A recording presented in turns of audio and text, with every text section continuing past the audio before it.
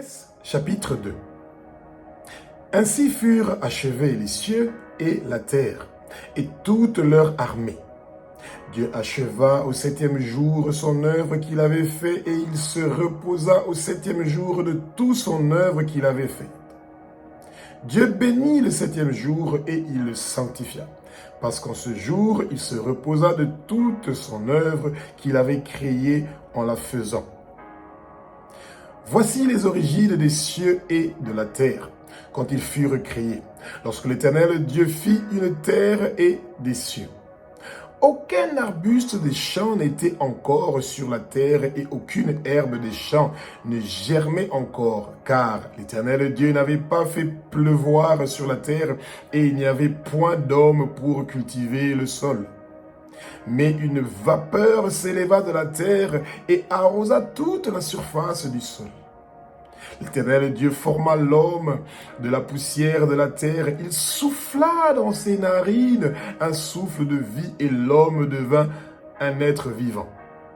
Puis l'Éternel Dieu planta un jardin en Éden, du côté de l'Orient, et il y mit l'homme qu'il avait formé. L'Éternel Dieu fit pousser du sol des arbres de toute espèce agréables à voir et bons à manger, et l'arbre de la vie au milieu du jardin et l'arbre de la connaissance du bien et du mal.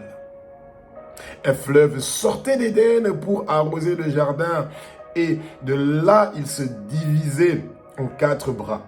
Le nom du premier est Pishon, et celui qui entoure tout le pays de Havila où se trouve l'or. L'or de ce pays est pur. On y trouve aussi le bédlium et la pierre d'onyx. Le nom du second fleuve est Gilon. C'est celui qui entoure tout le pays de Cush. Le nom du troisième est Hiddekel. C'est celui qui coule à l'orient de la Syrie, le 4e fleuve. C'est l'Euphrate. L'Éternel Dieu prit l'homme et le plaça dans le jardin d'Éden pour le cultiver et pour le garder.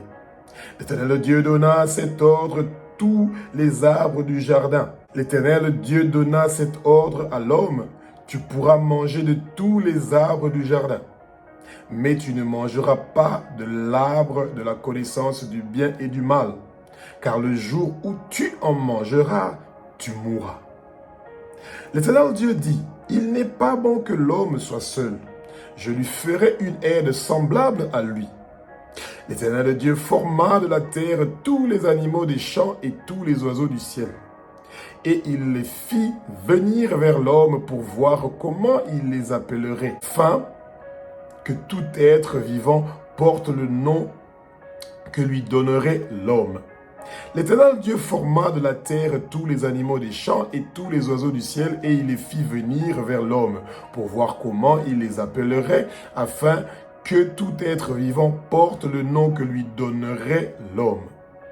Et l'homme donna des noms à tous les bétails, oiseaux du ciel et à tous les animaux des champs. Mais pour l'homme, il ne trouva point d'aide semblable à lui. Alors l'Éternel Dieu fit tomber un profond sommeil sur l'homme, qui s'endormait. Il prit une de ses côtes et referma la chair à sa place. L'Éternel Dieu forma une femme de la côte qu'il avait prise de l'homme, et l'amena vers l'homme. Et l'homme dit: voici cette fois celle qui est os de mes os et chair de ma chair. On l'appellera femme, parce qu'elle a été prise de l'homme. C'est pourquoi l'homme quittera son père et sa mère, et s'attachera à sa femme, et ils deviendront une seule chair.